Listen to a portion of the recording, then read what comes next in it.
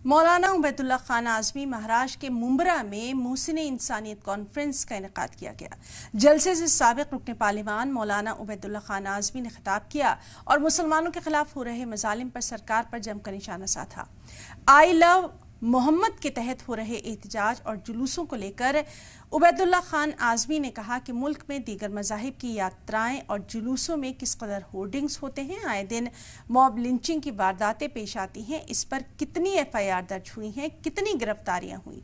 सिर्फ I love Mohammad का banner poster लगाने या जुलूस से नफरत क्यों? ये सरकार मोहब्बत मुखालिफ और नफरत को फरोग देने वाली है। मौलाना उबैदुल्ला खान आज़मी ने मुस्लिम नौजवानों से अपील की कि किसी किस्म के एहतजाज और जुलूस निकालने से पहले शहर के मुस्लिम लीडरान या कायदीन से सलाह मशवरा जरूर करें।